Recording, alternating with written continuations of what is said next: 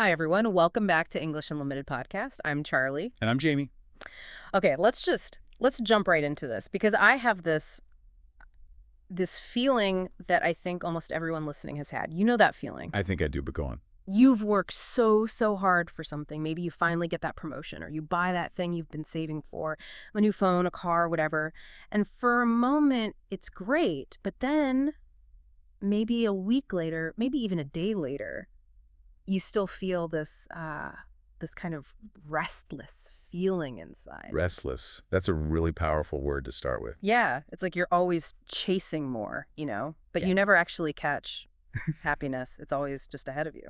And that's exactly what we're doing a deep dive on today. We're looking at an episode review that explored this really complex, really human relationship between money and, well, fulfillment. Right. And our mission today is to take all these big philosophical ideas and break them down. We're going to use the kind of beautiful, simple B1 English that the original source used so that you, the listener, can really grasp the concepts and the vocabulary. Exactly. It's about making the language stick by connecting it to something meaningful. And just to keep you on your toes, I have a little language challenge planned for later. A sneaky one. Ooh, I like sneaky. What is it? Well, it's a test for you and for everyone listening. It's about the difference between two words that sound almost the same but mean, philosophically, the entire world.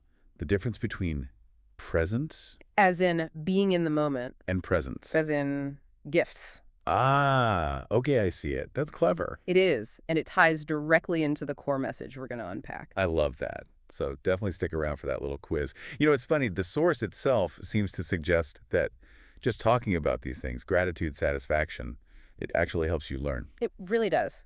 There's this concept in language learning called the affective filter. It's basically an emotional wall. When you're stressed or anxious, the wall is high and language can't get in.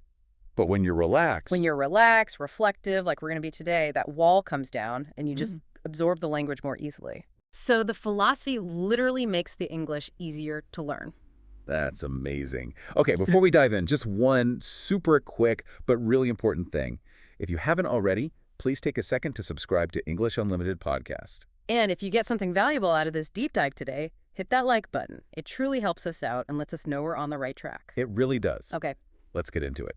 Money, happiness, Yeah. and this idea of a mirror. Right. So the source starts by questioning this huge assumption we all live with, the idea that money and happiness are, a package deal. That they always come together. Exactly. And it says right from the start that life doesn't always work like that.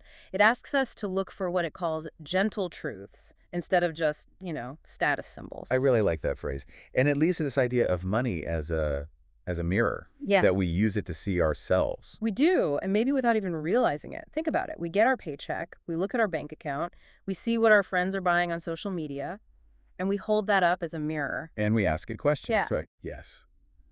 We look in that mirror and we ask, am I successful? Am I valuable? Am I doing enough? That last one, am I doing enough? That one hits hard because you see someone else's trip or their new house, and suddenly the thing you were proud of, it feels small. The source calls that social comparison. It can just shrink your own achievements in an instant. Okay, but hang on. Can I push back on that for a second? Please do. I mean, we live in a capitalist world, right? So isn't our income, isn't it kind of tied to our value? I mean, a high-paying job means you have skills that are in demand. So why is it so bad to connect our personal worth to that number? That is such a fair and honestly such a crucial question. And the source isn't saying that money is bad or that income doesn't matter for, security and comfort. Okay. What it's warning against is the psychological danger of equating your net worth with your self-worth, making them the same thing. I see the distinction. Because think about it. Money is volatile. It goes up, it goes down.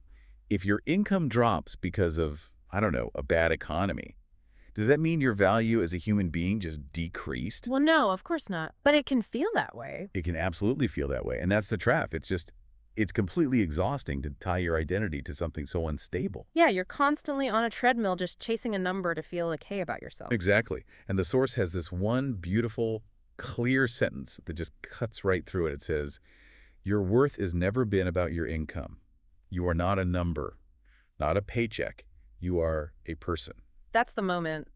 That's when it shifts from being about money to being about freedom, I guess. It is a reframing, and Yep. it's so important for B1 learners to have that kind of language, to be able to talk about their own values in a nuanced way. And the source doesn't just say it, it shows it. It tells that story, that anecdote. Yes, the anecdote is so powerful. It's about this person who earned very little, probably minimum wage, but they carried themselves with this incredible confidence, and they were always smiling. Tell me more about that person, because the source said they felt richer than any salary. How? Well, their life was just intentionally simple. It was all about the quality of their small rituals and their connections. They grew herbs in little pots on a balcony. Mm-hmm. They'd make tea for their neighbors, just because. And this is the key part. They talked to the postman like he was a close friend. They'd genuinely ask about his kids, his day. So they were investing in things that, Yeah. well, that money can't buy. Human connection. Precisely. They didn't need a fancy car or a big title to feel valuable, because their sense of worth came from inside, from being a kind, present person. That image, that's what worth really is. It's not what's in your bank account. It's about, a joy of connection. And that idea leads us right into the next big distinction the source makes, the difference between comfort and contentment. Oh, this one is huge. I think we mix these two up all the time. Every day. And, I mean, advertising is designed to make us confuse them. The source is very clear. Money can definitely buy comfort, and comfort is a good thing. It is. It makes life easier. It removes stress. It gives us safety. The source gives these really simple, tangible examples. Like what? Like a warm blanket on a cold night, or a roof that doesn't leak, the ability to afford a car that won't break down. You know, real practical things that reduce daily friction. Or even just a good cup of coffee that you can enjoy without rushing. That's comfort. Exactly. But here's the trap that the source points out. Yeah. We believe that easier automatically equals happier. And it doesn't. Right. Because happiness, or as the source calls it, contentment, that's something else entirely. It's completely internal. The way we define contentment in plain English is, it's that quiet feeling of, this is enough. The absence of wanting more. Yes. It's the absence of craving. And the source says this feeling doesn't come from a shopping cart. It comes from connection, from noticing the small moments, from seeing what's already right in front of you. So, okay, let me see if I've got this straight. Comfort is external. It's stuff, things. And contentment is internal. It's a feeling and appreciation. That's a perfect way to put it. And the story the source uses to show this is, well, it's brilliant. The one in the hotel. Yes. The narrator describes staying in this incredible luxury hotel, marble floors, silent rooms, the best sheets, peak comfort. Should be peak happiness, right? You'd think so. Yeah. But they felt completely and utterly alone. That restless feeling came right back. Maximum comfort, but zero internal peace. So the perfect physical environment, but inside, just empty. Empty. And then the story flips. Yeah. Later that same month, they're visiting a friend who lives in a tiny, tiny studio apartment. Minimal comfort. Exactly. They sleep on a mattress on the floor. They cook a simple meal on a tiny stove. But they're laughing so hard their stomachs hurt. They're connecting. And the narrator says they slept better on that floor than they did in the $1,000 hotel bed. Wow. That image says it all, doesn't it? The physical comfort was gone, but the emotional connection, that brought real peace, real rest. It just forces you to shift your focus, Uh, to stop looking for the external fix for an internal problem. It changes the entire question you ask yourself. It really does, Instead of asking, what can I buy to feel better? which is the question society wants us to ask. The source says we should ask, what do I already have right now that makes me feel whole? That shift in questioning is everything. It's moving from a mindset of lack to a mindset of abundance. Which brings us to the other currency, the one we forget about. Yes, the quietest form of wealth, time. That line was so powerful. Yeah. Because it's true, every dollar we earn costs us something that we can never, ever get back. The source puts it so bluntly. Money can buy things, but time, once it's spent, it doesn't come back. You can never earn back last Tuesday. You really can't. And that's where the real tragedy of always chasing more comes in, isn't it? It is. Because while you're running after more success, more status, more stuff, all the quiet, beautiful parts of life just start to drift away. That's such a great phrasal verb. Drift away. What kind of things are we talking about? What's drifting? The simple things, the non-productive things, a slow walk where you actually look at the trees instead of your phone. A real conversation with someone you love with no interruptions. A moment of just rest, where you're not planning your next move. The source tells a story about someone who was super ambitious, always saying yes to every project, every meeting. Thinking that was the key to success. Exactly. And then one evening, they had this sudden, stark realization. I haven't watched a sunset in months. Wow. They live somewhere with beautiful sunsets happening every single day for free, but they were too busy optimizing their calendar to just look up. I feel that. I totally relate to that feeling of being so present in my work meetings, but completely absent in my own life. And that goes right back to the idea of presence we teased at the beginning. If your mind is always in the future, the next goal, the next quarter, you are never, ever truly living in the now. So this all leads to the most important question in the whole thing. The wisest question. What if we stop chasing and we just ask, what is enough for me? Hmm. But I have to admit, that question is scary. The world is screaming more is better all the time, asking, what is enough? It sounds a bit like giving up, like settling for mediocrity. I get that, and the source anticipates that skepticism. It calls it the softer, wiser question for a reason. It's not about surrendering your ambition. It's about defining success on your own terms, not on society's endless terms. So enough doesn't mean average. Not at all. It means peaceful. It means knowing where your personal finish line is, so your joy doesn't get buried under the weight of too much stuff, too much stress, too much debt. Can you share that example from the text? The person who found their enough. Yes. It's a great example of a conscious choice. This person lived in a small one-bedroom apartment. They rode an old bike to get around, and they had deliberately stayed off most social media. So they weren't comparing themselves to others all the time? Exactly. And their wealth was their daily routine, Hmm. brewing their coffee slowly, taking a few minutes to feed the birds on their windowsill, reading a book of poetry. That whole unrushed, unpressured lifestyle, Mm-hmm. that was their definition of enough. And that reinforces that last big idea in this section, that status fades, but time well spent, that becomes a part of who you are. Okay, let's slow down now and really lock in some of this key vocabulary. This is so important for our B1 listeners because these are the words that let you move from just talking about facts to talking about feelings and ideas. This is where we stop and unpack. Yes. So first up is that beautiful word, contentment.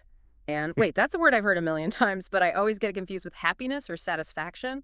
I don't think I really get its unique flavor. That's so common, and the difference is really important. Happiness is often, a temporary spike.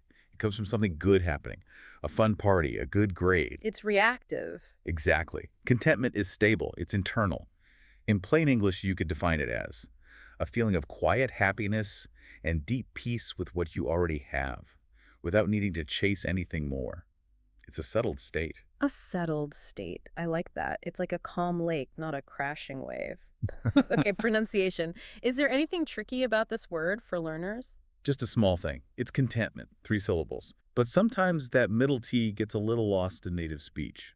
We don't say contentment really hard. It's softer, more like contentment. The flow is gentle. Good tip. Okay, let's do the example looping. Give us 3 different ways to use it. Okay, listen for the change in context. First, a formal one. The family accepted their modest circumstances with grace and contentment. So a kind of dignified peace. Right. Now, a casual one. Just sitting by the ocean gives me instant contentment. I don't need anything else. Simple, everyday feeling. And now a funny one. After solving the giant puzzle, the robot beeped once, signaling its maximum level of contentment. Huh. Okay, that helps a lot. Let's try a quick role play. I'll be the stressed out person chasing the next thing. Go for it. Ugh. I just need this promotion. If I don't get a bigger office and a new title, I don't know how I'll ever feel like I've made it. I'll just feel like a failure. Hang on. That's the chase talking. Just take a breath. Remember that feeling of quiet contentment you had last weekend, just cooking and laughing with your family? Yeah. That feeling is real. It's already inside you. It doesn't require a promotion. You don't have to wait for it. You're right. I need to focus on the contentment I can feel now, not the one I'm hoping an achievement will give me later. Perfect. And just to wrap this word up, let's talk collocations, the words that go with it. We often say great contentment or deep contentment. We use verbs like find contentment or seek contentment. Got it. Okay, next word. This is a big one in the modern world. Burnout. The source says we have to say no to it. But is it just being really, really tired? Or is it more than that? It's so much more than being tired. Being tired is you get a good night's sleep, you feel better. Burnout is it's a deep structural exhaustion. It's what happens when you're under too much stress for too long. When you just say yes to everything. Exactly. In plain English, we define burnout as extreme mental and physical exhaustion caused by working or stressing too much for too long, leading to a loss of joy, motivation, and energy. It's a state of being completely empty. Empty. Yeah. That's a good way to put it. So it's not just physical. There's a big mental and emotional part to it. A huge part. Well, psychologists actually break it down into three things. First, emotional exhaustion, you just can't cope anymore. Second, cynicism, you stop caring about your work or the people around you. Ooh. And third, a feeling of inefficacy. You feel like you're failing no matter how hard you try. It's a total system collapse. It's so much deeper than just, I need a nap. Okay, let's hear the three examples. Okay, here we go. 1. Formal. The study analyzed the correlation between long working hours and professional burnout. Right, academic context. 2. Casual. I said yes to too many projects, and burnout finally hit me last month. I was just done. Personal story. Very common. 3. Funny weird. I felt burnout just looking at the size of that complicated instruction manual for my new chair. I've been there. Okay, role play time. I'll be the person heading straight for this state. I'm ready. Okay, I only got 4 hours of sleep, but look how much I finished. I can totally keep this up. I'm just going to skip lunch to get ahead on that other report. I'm ambitious. Whoa, whoa, whoa. Hold on. That right there, that's the exact path the source warns us about. You have to be so careful. You don't want burnout to hit you. Rest isn't lazy. It's a strategy for long-term success. You're right. I'm treating my energy like it's infinite, and it's not. I need to prevent burnout, not run towards it. Exactly. And that brings us to the collocations. We say you hit burnout, you suffer from burnout, and you need to prevent burnout. Great. Great. Next up is that beautiful phrasal verb, drift away. So visual. The source said, quiet moments drift away. What kinds of things usually drift away in life? It's almost always used for things that are intangible, things you can't hold. So in plain English, drift away means to slowly and gently disappear or fade, often without you noticing, like time, memories, or opportunities. So it's a gradual loss, not a sudden one. Yes, that's the key nuance. It's not a crash, it's a slow, quiet fading. Like a boat that isn't tied to the dock, it just floats away. That's a great image. Okay, let's hear the examples. Here you go. Formal. The memories of their childhood home began to drift away after many years. Memory fading. Got it. Casual. The conversation was interesting, but I felt my focus start to drift away. Attention fading. Yep. And the funny, weird, literal one, if you don't anchor your inflatable pizza in the pool, it will just drift away. Okay, that literal meaning really clarifies the feeling of the figurative one. Let's do a quick skit. I'll be distracted by my phone. Muttering. Okay, so gotta check this one notification. Oh, and reply to this email really fast. Almost done. Hey, look up for a second. This nice, quiet moment we have to just talk. It's starting to drift away. Your focus is somewhere else. If we don't grab it now, it'll be gone. You are so right. Phone down. I don't want this opportunity for a real conversation to drift away. Perfect use. And for our learners, common collocations are quiet moments drift away, time drifts away, thoughts drift away, and sadly, sometimes friendships or relationships can drift away. Okay, last one. And it's the simplest word with the biggest meaning. Enough. The source called it a soft, wise question. How can such a basic word be so philosophical? Because it's not about the word, it's about the act of defining it for yourself. Society's default setting is there is never enough. Never enough money, status, stuff. Asking what is enough is an act of rebellion against that. So it's the finish line. It is the finish line. In plain English, enough means sufficient, not too little, not too much. Just right. It marks the point of satisfaction. Philosophically, it's your exit ramp from the endless chase. So how does it work grammatically? It seems flexible. It's very flexible. It can be a quantifier, like enough time, an adverb, like warm enough, or just stand on its own. Let's do the examples. Okay. 1. Formal. The committee concluded they had seen enough evidence to make a decision. Sufficient proof. 2. Casual. Are you sure you have enough coats for the trip? It's going to be cold. Sufficient items. And 3. Funny weird. The chef dramatically announced that the soup had just enough salt. Huh, the perfect amount. All right, final role play.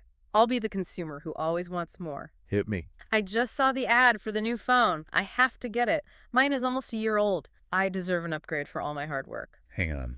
Uh, Before you chase that feeling, ask yourself, does your current phone work perfectly for everything you need? Does it do its job? yeah. Then I think you already have enough. You have a great tool that works. You don't need a new status symbol to validate your hard work. You're right. I'm letting marketing tell me I don't have enough, when I actually do. Exactly.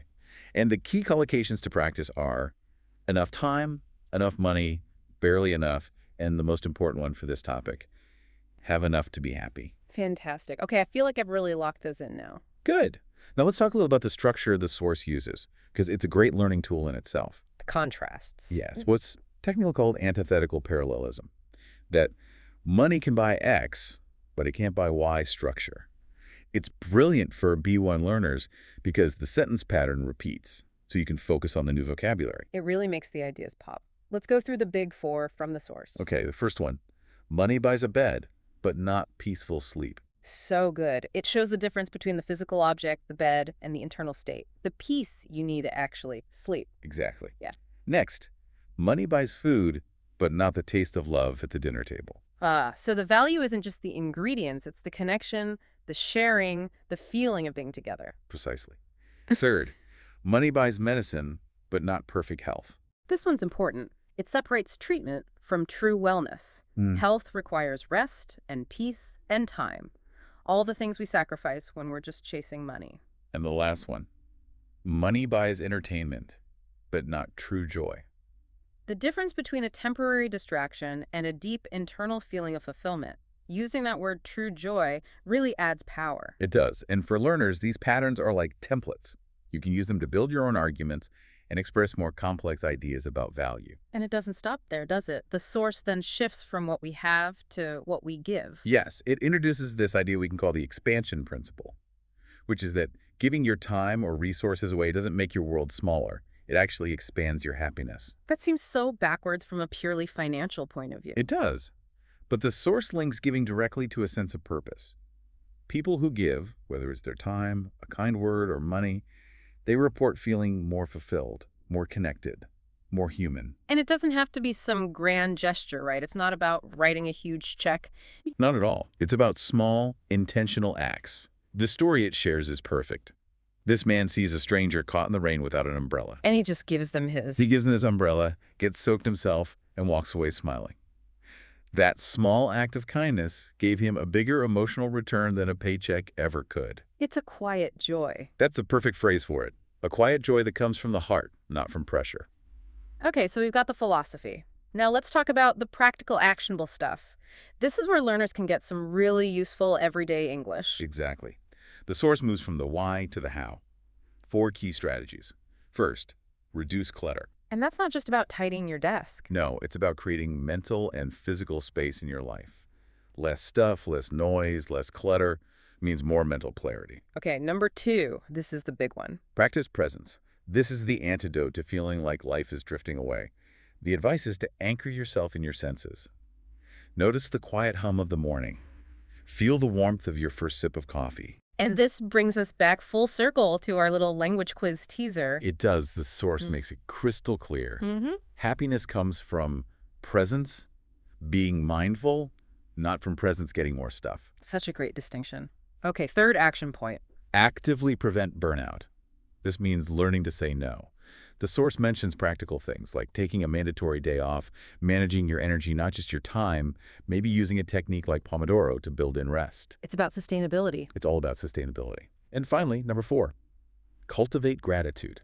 The simplest, but maybe the hardest. It can be. The advice is to start a small, daily habit. Note down 3 things you're thankful for, even tiny things. A warm bed, a kind word from a colleague. This simple act trains your brain to see what you have, not what you lack. And that is the definition of contentment. That's it right there. Okay, time for our common mistakes segment. This is where we get into the really fine details of the language. So I learned the word restless today from that story about the luxury hotel. I feel like I would normally just say tired. They seem similar. Can I just say I felt tired in the luxury hotel instead of I felt restless? That is such a great question for a B1 learner, because on the surface they seem interchangeable, but they're not. A native speaker would understand tired, of course, but restless is so much more precise and powerful in that context. Why? What's the deep difference? It's about the cause of the feeling. If you're tired, it's usually physical. You need sleep. You've worked hard. You've exercised. The solution is rest. Okay. But if you're restless, you can't relax, even if you're physically comfortable. You feel fidgety, uneasy. It's because something is missing on the inside. Peace, purpose, connection. So tired has a physical solution, sleep. But restless has an emotional or spiritual problem. The solution is finding meaning, not just a nap. You've nailed it. By using the word restless, you're signaling that the problem is internal, which is the entire point of the story. It makes your English so much more nuanced and sophisticated. That clears it up completely. I'll definitely be using restless more carefully now. All right. Are you ready? It is time for the pop quiz to see if these words have really stuck. I am so ready. Let's do this. Lock in the learning. Okay, question number 1. If you push yourself too hard for too long, you ignore rest, and you end up feeling completely drained and joyless, you're experiencing. That is burnout, and we are going to say no to it. Correct. Question 2. What do we call that feeling of quiet, stable peace with what you already have without chasing more? That beautiful, calm feeling is contentment. Spot on. And for the final question, what's the simple word that means sufficient, not too much, not too little, and acts as your philosophical finish line in the race for more? That simple but powerful word is enough. Perfect score. You've got it. And you also understand the crucial difference between presence and presence, which was our teaser from the start. I feel like this deep dive has been so useful. It's amazing how you can use B1 level vocabulary to talk about such deep, important ideas. To quickly summarize, the 3 most important vocabulary items we really unpacked today were contentment, burnout, and the phrasal verb drift away. We really hope you try to use them this week. Yes. And that brings us to your micro challenge. We want you to make this learning active. Sometime today, use the word contentment in a sentence. You can write it in the comments below or just say it out loud to yourself, describing one small, peaceful moment. And I'll leave you with one final thought to ponder, taken from the source material. It says that status and money will eventually fade, but time well spent actually becomes a part of who you are. So the question is, what small, precious piece of your time will you protect today? That is a great question to end on. Thank you all so much for joining us. And don't forget to like and subscribe to English Unlimited podcast. And I'm Jamie Bai. I'm Charlie. See you next time.